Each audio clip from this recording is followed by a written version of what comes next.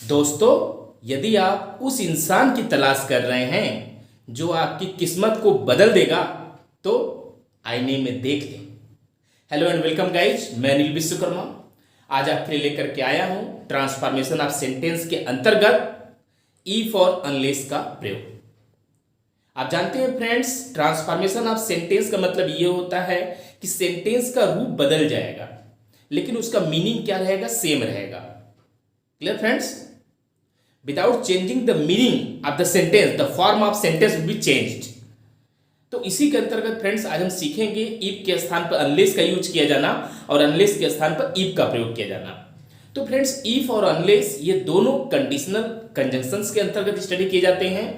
तो फ्रेंड्स, जब आप फॉर्मेशन ऑफ कॉम्प्लेक्स सेंटेंस पढ़ेंगे तब भी इनका यूज किया जाएगा और साथ ही साथ जब कंडीशनल सेंटेंस का आप ट्रांसलेशन सीखेंगे हिंदी टू इंग्लिश तब भी इनका यूज किया जाएगा। ओके फ्रेंड्स, तो आइए आपका ज्यादा समय नहीं लगते हुए आज का वीडियो स्टार्ट करते हैं। ओके फ्रेंड्स, देखिए फ्रेंड्स, क्वेश्चन क्या है, rewriting the sentences using if in place of unless. In place of unless कहने का मतलब ये है फ्रेंड्स कि इफ के स्थान पर आपको अनलेस लगाना है और अनलेस के स्थान पर आपको इफ लगाना है। दोनों आपको स्टडी करना है वाइस वर्सा में। इस वजह से फ्रेंड्स मैंने यहां कुछ सेंटेंस जो है इफ के लिख रखे हैं, आप देख सकते हैं। इससे ऊपर के जितने भी सेंटेंस है इफ वाले हैं और नीचे अनलेस वाले हैं। 5 एग्जांपल्स में लिख रखा हूं। आज मैं आपको सिखाऊंगा कि इजी तरीके से विथ ट्रिक सिखाऊंगा किस तरह से इफ वाले सेंटेंस को अनलेस में और अनलेस वाले सेंटेंस को इफ में चेंज किया जाता है, ट्रांसफॉर्म किया जाता है। ओके फ्रेंड्स, आइए देखते हैं फ्रेंड्स। फ्रेंड्स, एक चीज ध्यान दीजिएगा, इसको करने से पहले जो मैं यहाँ ट्रिक बता रहा हूं वो ट्रिक आपके लिए काफी कारगर साबित होगा, है ना फ्रेंड्स। स्पेशली प्रेजेंट इंडेफिनिट और पास्ट इंडेफिनिट के केस में आप जानते हैं कि वहां पर अफर्मेटिव सेंटेंस जब हम स्टडी करते हैं तो हेल्पिंग वर्ब वहां पाया नहीं जाता है। दैट्स व्हाई ये ज्यादा प्रॉब्लम करता है स्टूडेंट को। तो इसी वजह से मैंने यहाँ पे एक शॉर्टकट ट्रिक बनाया है। उस ट्रिक को आप देखिए, आपको अच्छा लगेगा। जैसे फ्रेंड्स मान लीजिए मैं यहाँ प्ले लिख देता हूँ। क्या लिखता हूँ फ्रेंड्स? प्ले लिख देता हूँ। प्ले लिख दिया तो प्ले जब मैं लिख देता हूं तो ये इक्वल हो जाता है डू प्लस प्ले के। डू प्लस प्ले अर्थात यदि यहां कम रहेगा तो डू प्लस कम, एंटर रहेगा तो डू प्लस एंटर, गो रहेगा तो डू प्लस गो। इस तरह से हम इसको समझेंगे। एक एग्जांपल लेकर के मैं आपको समझा देना चाहता हूं। अब मान लीजिए इसी में एस लग गया। एस लग गया जैसा कि प्रेजेंट इंडेफिनिट में ये दोनों केस होता है, प्रेजेंट इंडेफिनिट के अफर्मेटिव सेंटेंस में। तो फ्रेंड्स, जब एस या ईएस लगा हो, जब एस या ईएस लगा हो तो वह डज में ट्रांसफॉर्म हो जाता है और ये हो जाता है does plus play. Okay friends, लेकिन फ्रेंड्स मान लीजिए मेन वर्ब का सेकंड फॉर्म दिया गया जैसा कि पास्ट इंडेफिनिट में होता है। ये दोनों तो प्रेजेंट इंडेफिनिट के केस में है। अब पास्ट इंडेफिनिट के केस में भी हम इसको देख लेते हैं। यदि मेन वर्ब का सेकंड फॉर्म दिया गया हो, प्लेड दिया है मतलब वर्ब का सेकंड फॉर्म दिया है। ओके फ्रेंड्स, जब वर्ब का सेकंड फॉर्म दिया रहता है फ्रेंड्स तो इसको हम क्या करते हैं, डीड में कन्वर्ट कर देते हैं और डीड में कन्वर्ट करने के बाद मेन वर्ब का फर्स्ट फॉर्म लगाते हैं। अर्थात आपको यहां फर्स्ट फॉर्म यूज किया जाना है। ये फ्रेंड्स, ये ट्रिक इतना कारगर है कि ये आप इजीली इसको आप ट्रांसफॉर्म कर पाएंगे। ओके फ्रेंड्स, आइए देखते हैं, कुछ एग्जांपल को समझते हैं। तो फ्रेंड्स, मैंने आपको बताया कि हम क्या पढ़ने जा रहे हैं। इफ के स्थान पर अनलेस का प्रयोग किया जाना और अनलेस के स्थान पर इफ का प्रयोग किया जाना। तो सबसे पहले हम स्टडी करते हैं कि इफ के स्थान पर अनलेस का प्रयोग कैसे किया जाएगा। पहले इसको समझ लेते हैं, इफ के स्थान पर अनलेस का प्रयोग। ओके फ्रेंड, तो एक ट्रिक तो मैं आपको यहां बता ही दिया हूं और साथ ही साथ फ्रेंड्स आप इस चीज को जानिए कि इफ मतलब होता है, यदि इसकी हिंदी को हम देखें तो इफ मतलब होता है यदि। इफ मतलब क्या होता है फ्रेंड्स? यदि होता है। और यदि अनलेस का यदि हम हिंदी अर्थ निकालें तो हमको पता चलेगा यदि नहीं।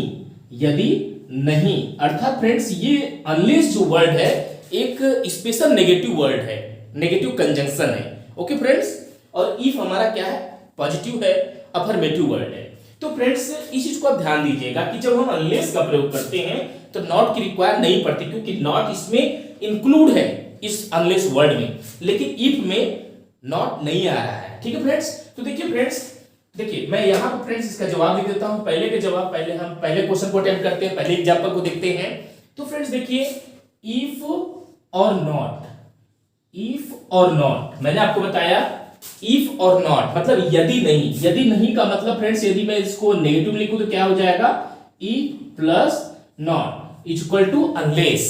अनलेस मींस क्या हो रहा है फ्रेंड्स, इफ प्लस नॉट, मतलब कहने का मतलब यह है कि इफ और नॉट दोनों के यदि आप हटाएंगे तब जाकर के आपको अनलेस लगाना पड़ेगा। क्या लगाना पड़ेगा फ्रेंड्स, अनलेस लगाना पड़ेगा, ठीक है। तो फ्रेंड्स आप यहां देख रहे हैं कि इफ और नॉट दोनों को यदि मैं हटा देता हूं तो मैं यहां पर लिखूंगा क्या, अनलेस लिखूंगा। क्या लिखूंगा फ्रेंड्स, यहां पर लिखूंगा अनलेस। Clear friends. उसके बाद हमारा सब्जेक्ट है यू, हमने यहां पर यू लिख दिया। उसके बाद फ्रेंड्स आप देख रहे हैं हमारा आ रहा है डू और टेक। डू और टेक आ रहा है, मतलब हेल्पिंग वर्ब डू है और टेक मेन वर्ब का फर्स्ट फॉर्म है। अर्थात फ्रेंड्स इस क्राइटेरिया के अंतर्गत आ रहा है। डू और प्ले मिल करके किसके बराबर हो रहा है, प्ले के बराबर हो रहा है। मतलब डू और प्ले किसके इक्वल हो रहा है, प्ले की इक्वल हो रहा है। प्ले की इक्वल होना मतलब डू और टेक मिल करके टेक ही रहेगा।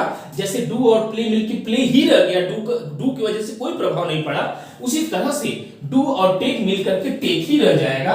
इसकी वजह से कोई भी चेंजिंग नहीं आने पाएगी। उसके बाद यहाँ फ्रेंड्स लिखा है रिस्क, यहाँ पे मैंने रिस्क लिख दिया, कॉमा लगाया, कॉमा लगा दिया, और इधर के सेंटेंस में कोई भी चेंजिंग नहीं करना है ना फ्रेंड्स। ये क्या हो जाएगा, यू कैन नॉट प्रोग्रेस। एक बार हिंदी अर्थ देख लेते friends, if you do not take risk, यदि आप रिस्क नहीं लेते हैं तो यू कैन नॉट प्रोग्रेस, आप प्रोग्रेस नहीं कर सकते हैं। तो फ्रेंड्स वही चीज है, अनलेस यू टेक रिस्क माने यदि रिस्क नहीं लेते हैं तो यू कैन नॉट प्रोग्रेस, आप प्रोग्रेस नहीं कर सकते। दोनों का सेंस वही है, बस सेंटेंस का रूप बदल गया है, ट्रांसफॉर्मेशन ऑफ सेंटेंस हो गया है। ओके फ्रेंड्स, तो ये पहला तरीका मैंने आपको बतला दिया किस तरह से किया गया। अब चलिए हम देखते हैं फ्रेंड्स दूसरा एग्जांपल को अटेम्प्ट करते हैं, दूसरे को सॉल्व करते हैं और समझते हैं। देखिए फ्रेंड्स अभी मैं आपको इफ के स्थान पर अनलेस का प्रयोग करना सिखला रहा हूं कि इफ के स्थान पर अनलेस का प्रयोग कैसे किया जाता है। और मैंने आपको बताया कि if plus not is equal to unless. Okay friends, तो चलिए यहां पर हम दूसरा एग्जांपल देखते हैं, दूसरे एग्जांपल को भी समझ लेते हैं। दूसरा एग्जांपल फ्रेंड्स क्या लिखा है, if she does not sing well. तो फ्रेंड्स देखिए वही चीज, इफ और नॉट दोनों को मैं हटा दूंगा तो यहां पर क्या हो जाएगा, अनलेस हो जाएगा। क्या हो जाएगा फ्रेंड्स, अनलेस हो जाएगा। उसके बाद मैंने सी लिखा है, सी लिख दिया।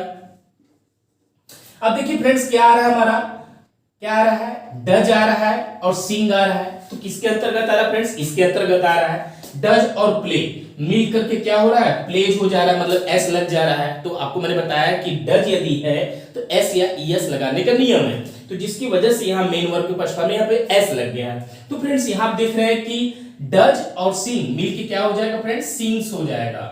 क्या हो जाएगा, सिंग्स। जैसे यहां प्लेज हो गया उसी तरह से यहां सिंग्स हो गया। और यहां वेल लिखा है, वेल कर दीजिए, और कामा के बाद इधर के सेंटेंस में कोई प्रॉब्लम नहीं जाएगी, कोई चेंजिंग नहीं होगा, तो वैसे आप लिख सकते हैं C can not be praised, C can not be praised. Okay friends, तो इस तरह से आपने दो सेंटेंस को इजीली ट्रांसफॉर्म करना सीखा। तो फ्रेंड्स आइए हम तीसरे सेंटेंस को भी सीखते हैं कि तीसरा सेंटेंस को किस तरह से ट्रांसफॉर्म किया जाएगा। आगे हम इस चीज को समझते हैं, इजीली समझते हैं। मैं ऊपर ही आपको बतला देता हूं, इस तीसरे के आंसर को ऊपर बतला देता हूं फ्रेंड्स। आइए देखते हैं क्या लिखा है friends, if he did not work hard, यदि वह कठिन परिश्रम नहीं किया, he can not be successful, मतलब वह सक्सेसफुल नहीं हो सकेगा। ओके फ्रेंड्स, तो यहां पर क्या करना फ्रेंड्स, इफ और नॉट दोनों को हटा दीजिए। जैसा मैंने आपको बतलाया, इफ और नॉट दोनों की जगह मैं क्या लगाऊंगा फ्रेंड्स, यहां पर अनलेस लिखूंगा। क्या लिखूंगा, अनलेस लिखूंगा। उसके बाद ही लिख दिया मैंने, और उसके बाद डीड और वर्क, डीड और वर्क। देखिए फ्रेंड्स यहां पर आप देख सकते हैं कि डीड और प्ले मिल करके मेन वर्क का सेकेंड फॉर्म हो जा रहा है। उसी तरह से यह डीड और ये वर्क मिल करके सेकेंड फॉर्म हो जाएगा और ये बन जाएगा वर्क्ड।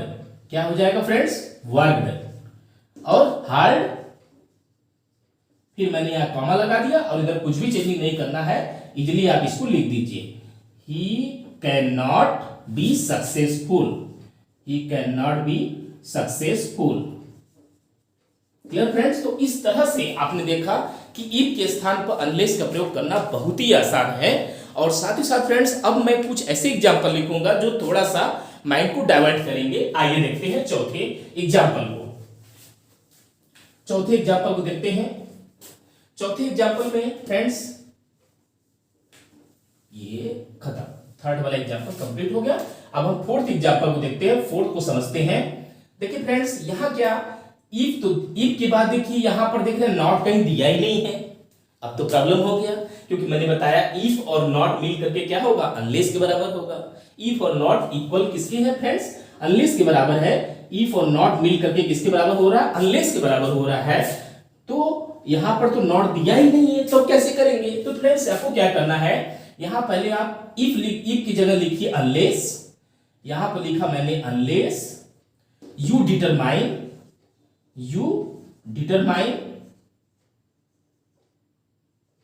और कॉमा लगा दीजिए, यू लिखा मैंने, और यहां पर कैन के बाद लगाएंगे नॉट, हो जाएगा can not reach your goal. देखिए फ्रेंड्स दोनों का मीनिंग एक ही है, आप देख सकते हैं, समझिए इस चीज को, दोनों का मीनिंग सेम है।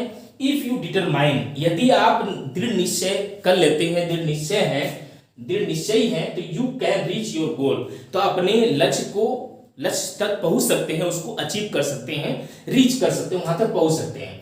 तो फ्रेंड्स कहने मतलब है अनलेस यू डिटरमाइन, मतलब यदि आप डिटरमाइन नहीं है तो you can not reach your goal, अपने गोल को अचीव नहीं कर सकते हैं। कहने का मतलब फ्रेंड्स ये है कि कॉमा से पहले यहां पर नेगेटिव स्पेसिफिक वर्ड आ गया, और यहां पर नेगेटिव वर्ड आपने लगा दिया, नॉट लगा दिया, तो जिससे क्या हुआ कि इधर का अफर्मेटिव और इधर का अफर्मेटिव इक्वल हो गया, इधर के नेगेटिव और इधर के नेगेटिव से हिंदी अर्थ भी निकालेंगे तो आपको और भी आसान पड़ जाएगा। ओके फ्रेंड्स, आइए देखते हैं पांचवें एग्जांपल को समझते हैं इजिली। पांचवा एग्जांपल देखते हैं हम लोग। पांचवा एग्जांपल क्या लिखा है, इफ यू आर। अब देखिए फ्रेंड्स यहां पर डज डू डीड की बात हुई, अब यहां पर डज डू डीड को छोड़ करके कुछ यदि अदर हेल्पिंग वर्ब दिए गए हैं तो क्या करेंगे। जैसे पांचवी में क्या लिखा है, if you are not a fool, यदि आप मूर्ख नहीं हैं तो you will not be cheated, तो कोई भी आपको चीट नहीं कर सकता है। तो फ्रेंड्स आपको मैंने जैसे जो लॉजिक बताया था, इफ और नॉट, उसको हटाइए और लिखिए इसकी जगह अनलेस। क्या लिखेंगे फ्रेंड्स, अनलेस। हो गया।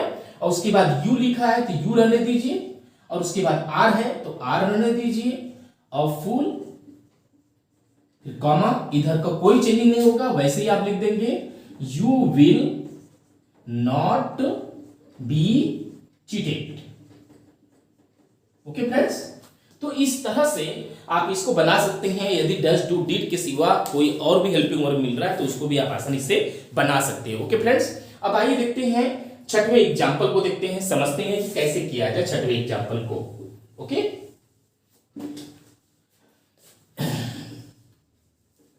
अब सिक्स एग्जाम्पल को हम देखते हैं, समझते हैं और इजीली ट्राई करते हैं, अपने को आसानी रहेगी, कोई दिक्कत नहीं आने पाएगी। बस ये ध्यान रखिएगा फ्रेंड्स कि जैसे इफ यू डू नॉट, मतलब सब्जेक्ट के बाद हेल्पिंग वर्ब आ रहा था, तो यही चीज आपको फ्रेंड्स यहां पे करना है। चलिए हम 6 नंबर के ऊपर ट्राई करते हैं। अनलेस में क्या आ गया फ्रेंड्स, दो चीजें आ गया, इफ आ गया और नॉट आ गया। क्लियर फ्रेंड्स, उसके बाद यू लगा है, यू लिख दिया।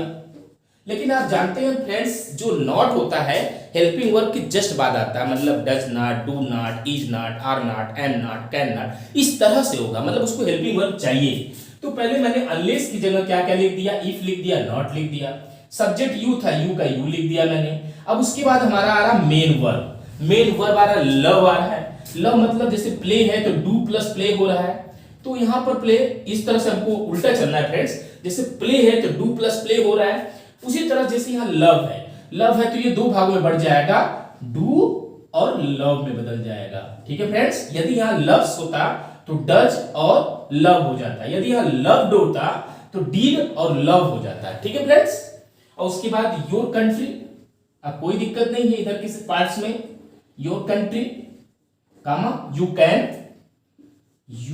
Can not be an ideal citizen. ठीक है फ्रेंड्स, तो इस तरह से आप अनलेस वाले सेंटेंस को इफ में चेंज कर सकते हैं। आइए हम सातवें एग्जांपल को देखते हैं, सेवंथ एग्जांपल को देखते हैं और समझते हैं कि किस तरह से सेवंथ एग्जांपल को अटेम्प्ट किया जाए इजीली तरीके से। ठीक है, आइए देखते हैं सातवां एग्जांपल।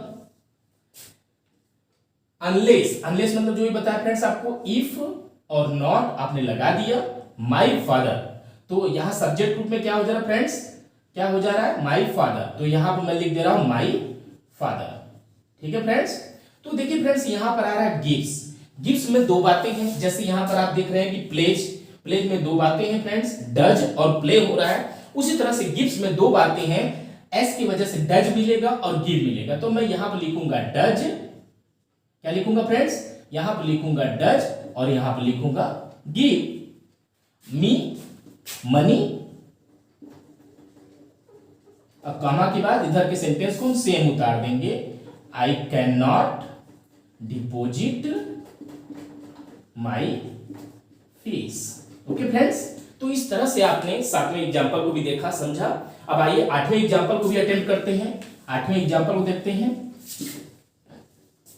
एक एक पास खत्म होते जा रहे हैं। कुछ फ्रेंड्स देखिए अलग अलग टाइप के मैंने सेंटेंस लिखा है ताकि आपके माइंड में ट्रांसफॉर्मेशन का ये पार्ट पूरी तरह से क्लियर हो, कहीं भी कोई डाउट न होने पाए। ओके फ्रेंड्स, आइए देखते हैं आठवें पार्ट को अटेम्प्ट करते हैं।